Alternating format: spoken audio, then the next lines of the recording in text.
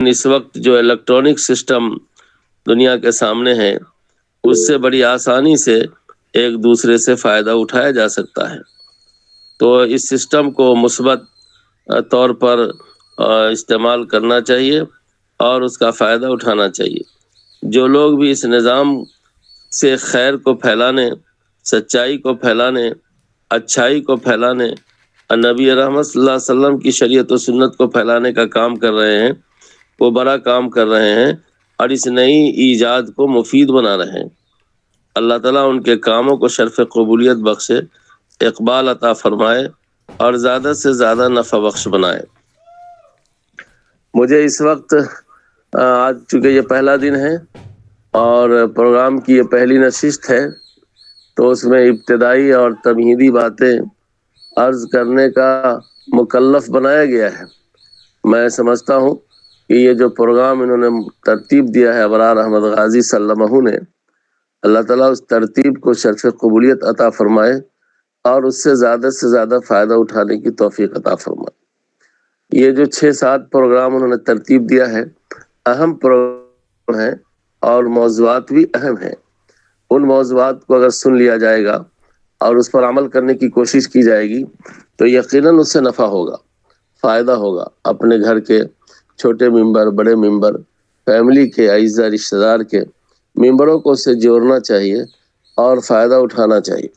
اللہ پاک نے یہ خاص فضل فرمایا کہ حضرت محمد صلی اللہ علیہ وسلم کی امت کو چھوٹی چھوٹی عبادتوں میں بڑا بڑا آفر دیا، نیکیوں کا بڑا بڑا آفر دیا، بہت بڑا بڑا آفر دیا. اسی رمضان کے مہینے میں اللہ نے شب قدر عطا کیا. دیکھیے 1000 مہینوں سے افضل رات بنایا، تو یہ بھی آفر ہے. شب برات میں جو شعبان کے مہینے میں ہے، اس مہینے کی طرف نبی رحمت صلی اللہ علیہ وسلم نے اپنی نسبت فرمائی، شعبان الشہری رمضان الشہر اللہ. یہ شعبان میرا مہینہ ہے اور رمضان اللہ پاک کا مہینہ ہے. تو نسبت سے شے عظیم ہوتی ہے، بڑی ہوتی ہے، اس کی اہمیت بہت بڑھ جاتی ہے. مثال کے طور پر ہمارے اور آپ کے گھروں میں کپڑا ہے، بدن پہ کپڑا ہے، لیکن اسی کپڑوں میں سے ایک حصہ اگر قرآن کا حصہ بن جائے، وہ جزو دان بن جائے، تو اس جزو دان کی اہمیت بڑھ جاتی ہے، اس لیے کہ اس کپڑے کو نسبت حاصل ہو گئی قرآن کریم سے. لکڑیاں ہیں اور لکڑیوں کا بہت سارا سامان ہمارے اور آپ کے گھر میں فرنیچر کی صورت میں موجود ہے، لیکن ایک لکڑی وہ بھی ہے جو اس سے رحل بنایا گیا ہے، تو اس پر قرآن رکھا جاتا ہے، تو اس لکڑی کی اہمیت بڑھ جاتی ہے اس لیے کہ اس پر قرآن رکھا گیا اور اس لکڑی کو نسبت حاصل ہو گئی قرآن کریم سے. شعبان کا مہینہ ہے، اس مہینے کی نسبت رسول اللہ صلی اللہ علیہ وسلم نے اپنی طرف کی ہے، تو اس سے اس مہینے کی اہمیت کا تو بلا شبہ پتہ چلتا ہے. اللہ کے رسول نے اس مہینے کی نسبت اپنی طرف کر کے در حقیقت رمضان کی تیاری کا کام کیا ہے، رمضان کا استقبال کیا ہے. یعنی رمضان کے استقبال کے لیے حضور نے پورا شعبان کا مہینہ لگایا.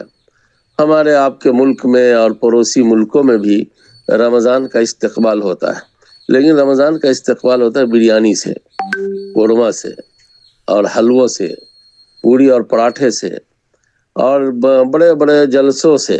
لیکن نبی رحمت صلی اللہ علیہ وسلم نے رمضان کا استقبال کیا ہے شعبان میں روزہ زیادہ رکھنے سے.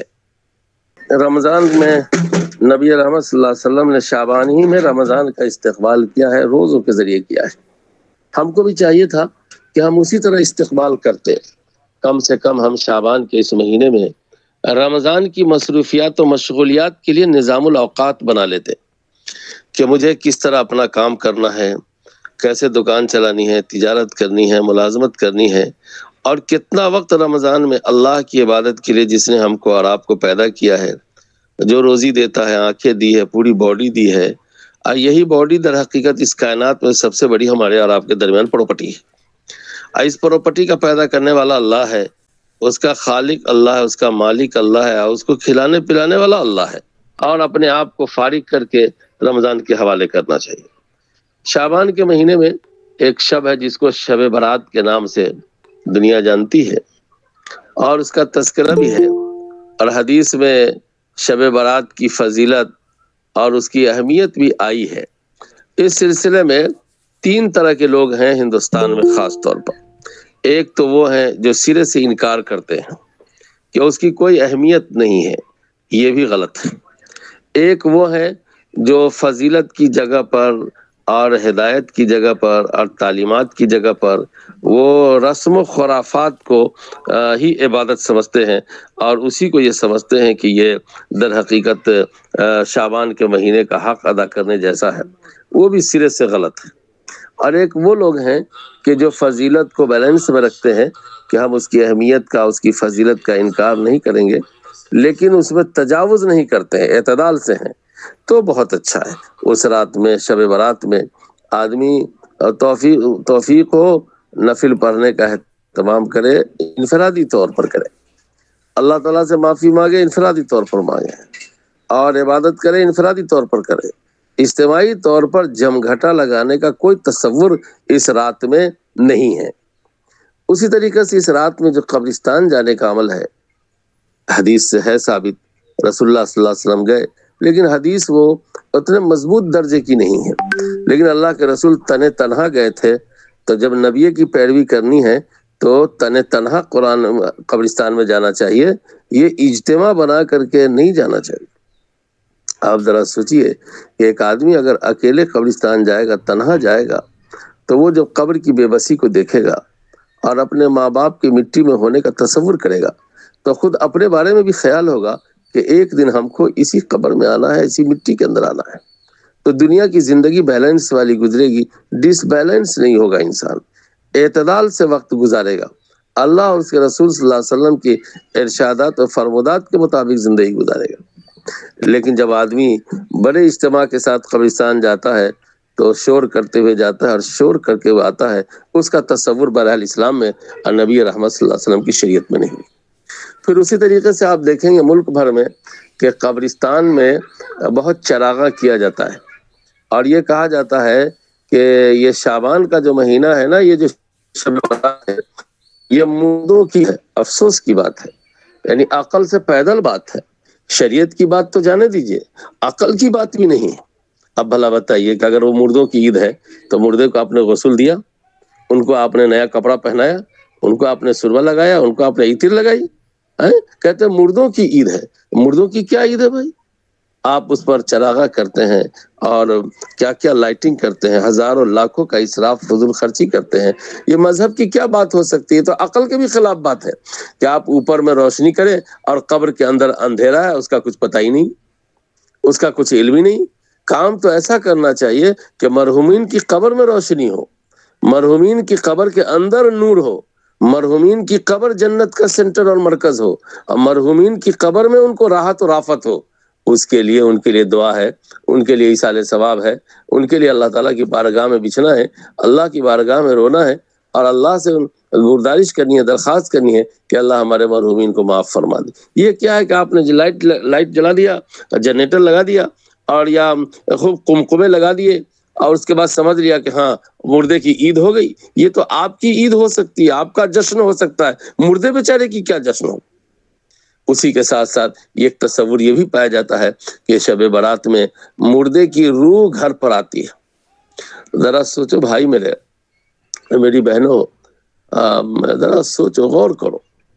حدیث سے صاف ظاہر ہے کہ نبی رحمت صلی اللہ علیہ وسلم کی تعلیمات بتاتی ہے کہ جب کوئی انسان دنیا سے چلا جاتا ہے تو اس کی روح یا تو علیین میں جاتی ہے، علیین اللہ تعالیٰ کا مہمان خانہ ہے، اور یا سجین میں جاتی ہے، تو سجین اللہ تعالیٰ کا قید خانہ ہے، وہاں مجرموں کی روح ڈالی جاتی ہے، اور علیین میں مومنوں کی روح ڈالی جاتی ہے. ظاہر ہے ہمارے ماں باپ کی روح اگر جنت میں چلی جائے گی تو جنت میں جانے کے بعد پھر اس دنیا کی کفتی میں مصیبت میں کاہے کو لوٹے گی؟ جہاں حالات ہی حالات ہے، جہاں گندگی پریشانی ہے، وہ جنت چھوڑ کر یہاں چلی آئے گی آپ کے گھر پر اور ہمارے گھر پر چلی آئے گی.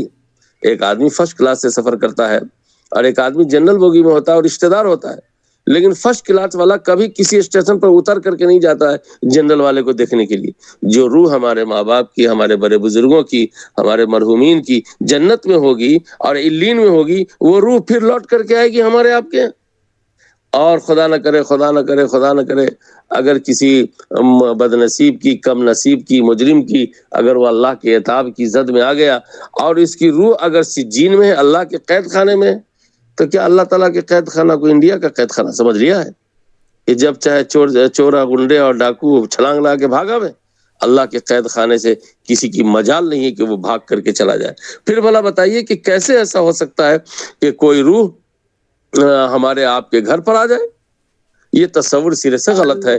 جناب محمد رسول اللہ صلی اللہ علیہ وسلم نے اس سلسلے میں ہماری بالکل رہنمائی نہیں کی ہے اور بالکل یہ نہیں بتایا ہے، بلکہ ان کی شریعت بتاتی ہے کہ سب غلط ہے، بالکل غلط ہے۔ ہاں، شب برات کے اندر میں آپ 15ویں شب کا روزہ رکھیے، 15ویں دن کو روزہ رکھیے اور رات میں جس قدر ممکن ہو عبادت کیجیے۔ پھر آپ جانتے ہیں بھائی کہ تہوار اسلام میں دن میں رات میں نہیں ہے، کوئی تہوار اسلام میں دن رات میں ہے؟ پھر شب برات کا تہوار رات میں کیسے ہو جائے گا؟ اولاً تو شب شعبان میں کوئی تہوار ہی نہیں ہے، کوئی تہوار نہیں ہے۔ جو تہوار سمجھتے ہیں اس کو سراسر غلط سمجھتے ہیں، سراسر غلط سمجھتے ہیں۔ شب برات میں اللہ تعالیٰ مومن بندوں کو معاف فرماتا ہے، مجرموں کو معاف نہیں کرتا ہے۔ البتہ اس مجرمین کی ایک فہرست دی ہے، ایک لسٹ دیا ہے نبی صلی اللہ علیہ وسلم نے، اس پر ہمارے لوگ غور نہیں کرتے۔ اس پر اگر غور کرتے تو پورے سال شاید گندگی سے اور اس قسم کے گناہوں سے، غلطیوں سے ہم کو ہماری حفاظت ہوتی۔ حضور نے فرمایا کہ مرد حضرات ٹخنے سے نیچے، ٹخنا جو پاؤں کے اوپر دو ہڈی ہے دونوں طرف ابھری ہوئی ہے، کیل نما، عربی میں اس کو کعبین کہتے ہیں۔ یہ چونکہ ابھری ہوئی جگہ ہے اس لیے اس کو ہم لوگ کعبہ کہتے ہیں، یہ کعبین ہے۔ یہ اس سے نیچے اگر کوئی لنگی، کوئی پائجامہ اگر پہنتا ہے اور فخر کے طور پر، غرور کے طور پر، تکبر کے طور پر، تو نبی رحمت صلی اللہ علیہ وسلم نے ارشاد فرمایا کہ یہ ایسے بد نصیب ہیں کہ شب برات میں بھی ان کی مغفرت نہیں ہوتی۔ اسی طریقے سے جو لڑکیاں ٹخنے سے اوپر اپنا کپڑا پائجامہ پہنتی ہیں، یہ آج کل جو رواج پا گیا ہے نیا نیا لباس، مجھے تو اس کا نام بھی نہیں معلوم ہے کیا ہے، لیکن اب بچیاں بھی وہ ٹخنا ڈھانکنے کے بجائے ٹخنا سے اوپر، بہت اوپر چڑھا کر کے کپڑا پہنتی ہیں۔ ظاہر ہے ایسی بچیاں بھی معاف نہیں کی جا سکتی ہے، اس لیے کہ مردوں کو حکم ہے کہ وہ ٹخنا سے اوپر اپنا پائجامہ رکھے اور عورتوں کو حکم ہے کہ وہ ٹخنا سے نیچے رکھے، اس لیے کہ اس کی پوری باڈی بہت محترم ہے، بہت قابل احترام ہے، قابل عزت ہے، اس لیے اس کی تکریم ہونا چاہیے، اس کا اعزاز ہونا چاہیے اور اس کی پنڈلی کو بھی چھپا رہنا چاہیے۔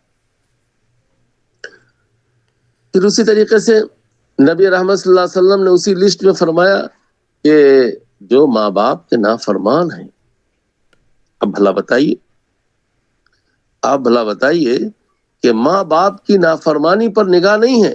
پورا مہینہ شعبان کا گزرنے والا ہے، کبھی ہم نے اس پر غور کیا کہ میری امی ناراض ہے، میرے ابو ناراض ہیں، ذرا ہم ان کو راضی کر لیں۔ اللہ اور اس کے رسول کے بعد بڑے محسن ہیں ماں اور باپ، جنہوں نے 2 سال تک، جس ماں نے 9 مہینے تک پیٹ میں رکھا، 2 سال تک گود میں رکھا، پخانہ پیشاب کو اپنے ہاتھ کی مہری بنایا، اور آج بچوں سے ماں نہ خوش نہیں ہے، ابو خوش نہیں ہے، اور ابا اور امی کی بات ماننے کو تیار نہیں ہے۔ بھلا بتائیے کہ جب ماں باپ ناراض ہوں گے تو کیسے ہماری مغفرت ہو سکے گی؟ آج بوڑھے ماں باپ اولڈ روم میں بھیجے جا رہے ہیں، بیت الکبیر میں بھیجے جا رہے ہیں، آج اس کی فیس ادا کر دے وہی بچہ سب سے اچھا سمجھا جاتا ہے۔ میرے بھائیوں، میری بہنوں، سنو، ماں باپ بہت محسن ہے، گھر میں کسی کعبہ سے کم نہیں ہے۔ کعبہ کو دیکھنا بڑے ثواب کا کام ہے، تو کعبہ کے بعد ماں باپ کو دیکھنا بڑے ثواب کا کام ہے۔ اور ماں باپ تو بڑے کعبہ کی حیثیت رکھتے ہیں، وہ ہر وقت آپ کے گھر میں جب تک ہیں ان کو محبتوں سے دیکھنا چاہیے، الفتوں سے دیکھنا چاہیے۔ آج جو بچے خوشحال ہوتے ہیں، مرفہ حال ہوتے ہیں، اچھی بزنس ہوتی ہے، اچھی تجارت ہوتی ہے، تو وہ یہ سمجھتے ہیں کہ ماں باپ کو دوا دے دینا کافی ہے، ماں اور باپ کو ہاسپٹل میں ایڈمٹ کرا دینا کافی ہے۔ میں پورے آج کے اس بیان میں یہ بات بڑی خصوصیت کے ساتھ کہتا ہوں اور خاص طور پر کہتا ہوں اور آپ کو توجہ دلا کے کہتا ہوں کہ ماں بڑھاپے میں ماں باپ کے سر پہ ہاتھ رکھنا، ان کا پاؤں دبا دینا، ان کا سر دبا دینا، ان کی باڈی کی خدمت کر دینا، یہ 50 ٹیبلٹ سے زیادہ اہم ہے۔ آج بچے کھلانے کو تیار ہیں، ہاسپٹل لے جانے کو تیار ہیں، لیکن ماں کا پاؤں دبانے کو تیار نہیں ہے، ابا کا پاؤں دبانے کو تیار نہیں ہے۔ میرے بھائیوں، میرے عزیزوں، سنو، ماں باپ کی خدمت میں اللہ نے عمر میں برکت کا وعدہ کیا ہے اور روزی میں برکت کا وعدہ کیا ہے۔ ماں باپ کی خدمت سے روزی میں برکت ہوگی اور زندگی میں بھی برکت ہوگی، اور جو ماں باپ کا خادم ہوگا، خدمت گزار ہوگا، خوش رکھنے والا ہوگا، تو آج شب برات میں اللہ تعالیٰ اس کی بھی مغفرت فرما دے۔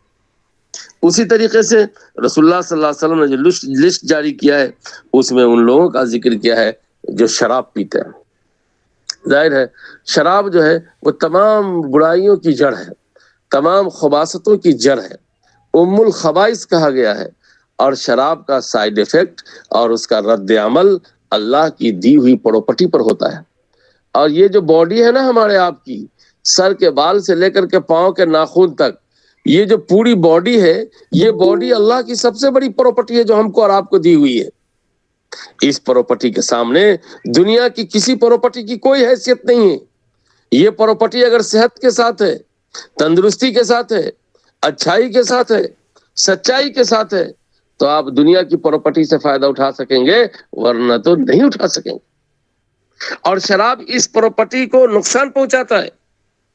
ایک شرابی آدمی آئے گا، آپ پوچھیں گے کہ آپ کہیں گے السلام علیکم، اگر وہ شراب میں بدمست ہوگا تو وہ کہے گا میں دلی جا رہا ہوں۔ اب بھلا بتائیے، سلام کا جواب وعلیکم السلام ہے کہ دلی جانا ہے؟ آپ پوچھیں گے کہ خیریت سے ہیں تو کہے گا بنگلور سے آ رہا ہوں۔ اب بھلا بتائیے وہ کیوں ایسا بول رہا ہے؟ اس لیے بول رہا ہے کہ اس نے اللہ کی پراپرٹی کو شراب کے ذریعے سے نقصان پہنچایا، اور جو پراپرٹی کو، خدا کی پراپرٹی کو نقصان پہنچا دے گا، برباد کرے گا، وہ پراپرٹی جنت کا حصہ نہیں بنی۔ اس پراپرٹی کو ٹھیک کرنے کے لیے اللہ تعالیٰ اس کو جنت میں ڈالے گا، وہاں ڈینٹنگ، پینٹنگ، لائٹنگ سب ٹھیک کراوے گا، مار مار کر کے درست کراوے گا۔ اس کے بعد ایمان کی بنیاد پر پھر وہ کبھی جنت میں جائے گا جب اللہ معاف کرے گا تو، لیکن اول پہلے میں وہ جنت میں نہیں جا سکے گا، اس لیے کہ اس نے شراب پی کر کے خدا کی پراپرٹی کو برباد کر دیا، تباہ کر دیا ہے۔ اس لیے اس رات میں شرابیوں کی بھی مغفرت نہیں ہے، لہذا ایسے لوگوں کو شب برات آنے سے پہلے سچی توبہ کر لینا چاہیے، اور یہ عہد کر لینا چاہیے کہ انشاءاللہ میں آئندہ کبھی نہیں پیوں گا، اس لیے کہ شراب سے خدا کی دی ہوئی پراپرٹی برباد ہوتی ہے۔ اس کا کتنا سائیڈ ایفیکٹ ہے، اس کا کتنا رد عمل ہے۔ آج کا دور سائنس کا دور ہے، ٹیکنالوجی کا دور ہے، مشاہدات کا دور ہے، آپ سب بتا سکتے ہیں۔ میرے اللہ نے تو قرآن میں اس کی بربادی اور اس کی حرمت کو 1450 سال پہلے محمد صلی اللہ علیہ وسلم کے ذریعے سے ارشاد فرما دیا کہ شراب الخبائث ہے، یہ حرام ہے۔ تو شرابیوں کی مغفرت نہیں ہوگی، بخشش نہیں ہوگی۔ اس فہرست کو اس وقت پڑھنا چاہیے کہ اس کا کیا کیا رد عمل ہے۔ آج شراب کے ذریعے سے فیملی تباہ ہو رہی ہے، صحت تباہ ہو رہی ہے، بچے تباہ ہو رہے ہیں، اکنامک پاور برباد ہو رہا ہے، کیا کیا تباہی نہ آ رہی ہے، لیکن اس کے باوجود شراب کی بدمستی ہے جو ختم ہونے کو تیار نہیں۔ اور لوگ لے رہے ہیں، اچھے لوگ بھی لے رہے ہیں، چھپ کر کے بھی لے رہے ہیں، پوشیدہ طور پر لے رہے ہیں۔ بعض نشاور چیزیں ایسی ہیں جو بہت پردے میں لیتے ہیں، پتہ بھی نہیں چلے گا، مہینوں سالوں تک نہیں معلوم ہوگا کہ یہ لڑکا پیتا ہے۔ ایسی خاموشی کے ساتھ یہ حرکت ہو رہی ہے۔ ہم شعبان کے اگر واقعی قدرداں ہیں اور شعبان کی فضیلت کے واقعی اقرار کرتے ہیں اور یہ سمجھتے ہیں کہ شعبان کا مہینہ مغفرت کا مہینہ ہے، فضیلت کا مہینہ ہے، برکت کا مہینہ ہے، رحمت کا مہینہ ہے، تو شراب چھوڑ دینے کا عہد کرنا چاہیے، اس لیے کہ شرابیوں کی معافی تو اس مہینے میں بھی نہیں ہے۔ حضور پاک صلی اللہ علیہ وسلم نے اسی لسٹ میں اس آدمی کی بھی نشاندہی کی ہے جو بدکاری کرتے ہیں، جو برائی کرتے ہیں، جو حلال اور حرام میں تمیز نہیں کرتے، جس کو ریپ اور زنا سے تعبیر کیا جاتا ہے۔ آپ کیا سمجھتے ہیں یہ عمل کوئی معمولی ہے؟ بدترین اور انتہائی بھدا عمل ہے، انتہائی بدترین عمل ہے، انتہائی بھدا عمل ہے۔ حدیث میں فرمایا گیا کہ جب کوئی آدمی اس عمل سے دو چار کیا شرمسار ہوتا ہے تو اس کے دل سے ایمان نکل جاتا ہے۔ ایمان اور یہ برائی ایک جگہ جمع ہونے والی نہیں ہے، لیکن اس کے باوجود آج دیکھ لیجیے کہ انسان کو اپنے نفس پہ قابو نہیں ہے، خدا کے ہاں جواب دہی کا احساس نہیں ہے، کفن پہننا ان کو یاد نہیں ہے، लकड़ी के खाट पे चढ़ के जाना उनको याद नहीं है, कब्र की गहराई में उनको उतार दिया जाना याद नहीं। और जवानी के जो 10-15 साल 20 साल है, इसको ऐसी मस्ती से बदमस्ती से गुजारना चाहते हैं कि मालूम होता है कि उनके साथ कोई लगाम ही नहीं, कोई कंट्रोल ही नहीं। आज hotel free, theatre free, club free, park free, क्या क्या ना शक्लें दुनिया में आई। हुजूर पाक सल्लल्लाहु अलैहि वसल्लम ने फरमाया कि ये बदतरीन अमल है, इस अमल से बदकिरदारी, बद अखलाकी जन्म लेती है, हया और शर्म रुखसत हो जाती है, और उसकी नहुसत चेहरे पर आती है, उसकी नहुसत बॉडी पर आती है, उसकी नहुसत औलाद पे आती है। ये इतना संगीन जुर्म है कि शब बारात की रात जिसमें मगफिरत ही मगफिरत है, उस रात में भी इनकी मगफिरत नहीं होती। तो ये जो फहरिस्त हुजूर ने दिया है, ये जो लिस्ट हुजूर पाक सल्लल्लाहु अलैहि वसल्लम ने जारी किया है, इन गुनाहों से, इन खतरनाक बीमारियों से हमको बचने का अहद करना चाहिए। और अगर हम बचे हुए हैं तो अल्लाह ताला से का शुक्र अदा करना चाहिए कि अल्लाह आज तक बचे हैं, आइंदा भी हमको बचाइए। तो अल्लाह ताला इस शब बारात में अल्लाह पाक मगफिरत फरमा देगा, माफ फरमा देगा। हदीस में है कि कबीला की बकरी के बालों से ज्यादा अल्लाह ताला अपने बंदों को, मोमिन बंदों को माफ फरमाता है, बख्श देता है। क्या बईद है, मालिक तो मेरा 70 माओं से ज्यादा मेहरबान है। एक माँ की मेहरबानी को दुनिया पे आप नहीं देखा है? 2 साल तक गोद में रखा, पखाना पेशाब करते रहे, कभी आग में नहीं डाला, कभी पत्थर से नहीं मारा, बल्कि हम गंदे हो गए तो साफ सुथरा करके मेकअप करके गले लगाया है। मेरा मालिक, मेरा पैदा करने वाला तो 70 माओं से ज्यादा मेहरबान है। मेरा मालिक मेरी गंदगी को साफ कर देगा, माफ कर देगा, और माफ करके हमको आपको गले लगा लेगा, ईमान की बुनियाद पर गले लगाएगा, शरीयत और सुन्नत की बुनियाद पर गले लगाएगा कि ये मेरा बंदा है, ये मेरी बंदिया है। शराब से और दीगर गुनाहों से अपने आप को बचाना चाहिए, और इस महीने में रमजान के तैयारी का इंतजाम करना चाहिए। और आने वाली जो शब है, उस शब में इनफरादी तौर पर जिस कदर मुमकिन हो दुआओं का एहतमाम रखें, तौबा इस्तिग़फ़ार करें, नफिले पढ़ें, जिस कदर मुमकिन हो पढ़ सके। अलबत्ता मगरिब की नमाज, ऐशा की नमाज, फजर की नमाज, ये सब ज़ाय न होने पाए, बल्कि जमात भी न छूटने पाए। औरतें हैं तो घर में पढ़ेंगी, मर्द हजरात जमात का एहतमाम करें, और नमाज पढ़ कर सोए दरमियान में नफिल पढ़ने का मौका हो तो नफिल भी पढ़ें। अच्छा खाने पीने के ताल्लुक से इस्लाम ने कभी मना नहीं किया, लेकिन उसको शरीयत का हुक्म बता के खाना सही नहीं है। आप अच्छा खाइए, अल्लाह करे कि हर दिन खाइए, अच्छा खाइए, हर सुबह खाइए, हर शाम खाइए, हर महीना खाइए। क्या कि शब बाराती में खाली हलवा खाइए, इसलिए खाइए कि अल्लाह के रसूल ने फरमाया। गलत बात, बिल्कुल गलत बात। अल्लाह मुबारक करे कि अल्लाह पाकीज़ा साफ सुथरा खाना अता फरमाए, हलाल रोजी अता फरमाए। आजकल लोग हराम पैसा जेब में लेकर के मार्केट में हलाल गोश्त तलाश करते हैं, तो क्या हराम पैसा से हलाल गोश्त खरीदने से हलाल हो जाएगा? अल्लाह हलाल और पाकीज़ा रोजी और अच्छी से अच्छी रोजी आपको सुबह शाम हमेशा मैसर करे। अल्लाह की दुनिया है, तंगी नहीं, अल्लाह अता फरमाए। लेकिन ये सोचना कि आज हुक्म दिया अल्लाह ताला ने ऐसा खाने का, इसी महीना में, इसी दिन में, ये सब तस्वुरात सही नहीं है, गलत है। इस पर हमारे उलमा को, हमारे अइम्मा को, हमारे हुफाज को शरीयत और सुन्नत का मुताला करना चाहिए। अब मुताला कर करके जो सही राह हो, जमहूर की राह हो, एतदाल वाली राह हो, वो राह बताना चाहिए। तजावुज हमारे ही लोग करते हैं। याद रखिए, हर दाढ़ी टोपी का नाम मौलाना नहीं। इसलिए इल्म के साथ और मुताले के साथ और मालूमात के साथ आदमी को चाहिए कि वो उम्मत मुस्लिमा की रहनुमाई फरमाए। हम कहीं कम कर दें, ज्यादा कर दें, ज़ाहिर उसका वबाल हमको होगा। आप तो हमको मान करके चलेंगे, हमको क्या पड़ी है कि हम आपको मना करें, ऐसा ना करें, ऐसा ना करें। रसूलुल्लाह सल्लल्लाहु अलैहि वसल्लम ने जो बताया है हम आपको बताएंगे, जो नहीं बताया है हम कोशिश करेंगे कि आप उससे बाज आ जाएं, वरना तो अल्लाह के रसूल सल्लल्लाहु अलैहि वसल्लम की शरीयत पर जाती होगी। शाबान का ये ऐसा महीना है जो मुहासबे का भी महीना है, कि ये महीना रमजान से करीब तर महीना है। लिहाजा इस महीने में आदमी को पूरे साल का एहतसाब और जायजा लेना चाहिए, और जायजा ले करके शाब और रमजान की तैयारी करना चाहिए। रमजान में कुरान करीम की तिलावत का भी मामूल बनाना चाहिए, उसके लिए भी निज़ाम इसी महीने में बना लेना चाहिए।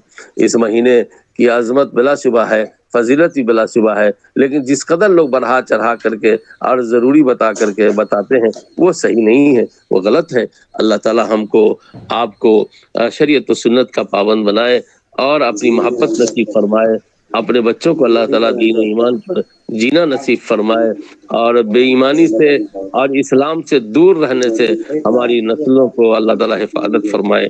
یہ چند باتیں بطور ابتدائیہ کہ میں نے اس وقت جبکہ نیٹ ورک کی پوری سہولت نہیں تھی، میں نے آپ کی خدمت میں عرض کیا ہے، کیونکہ میں بالکل ایک ایسی جگہ پر ہوں جہاں یقیناً نیٹ ورک کی دشواری ہو رہی ہوگی۔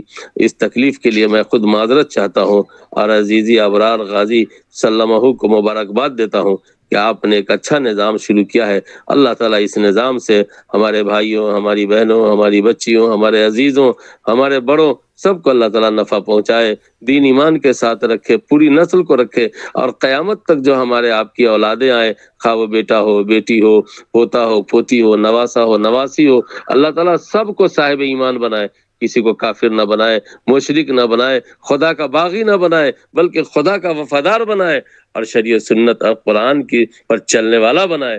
دنیا میں روزی کی تنگی سے اللہ تعالیٰ حفاظت فرمائے، صحت و عافیت کے ساتھ رکھے، ہر بھلائی عطا فرمائے، ہر فتنے سے اور ہر آزمائش سے حفاظت فرمائے۔ انہی گزارشات کے ساتھ میں آج کی اس نشست کو اس وقت ختم کرتا ہوں، اور آپ حضرات سے بھی میں دعا کا طالب ہوں، اللہ تعالیٰ اس پورے نظام کو قبول فرمائے۔ ربنا تقبل منا انک انت السمیع العلیم، بحرمت محمد ابو بکر و عمر و عثمان و علی و اصحاب اجمعین و برحمتک یا ارحم الراحمین، وآخر دعوانا الحمد للہ رب العالمین۔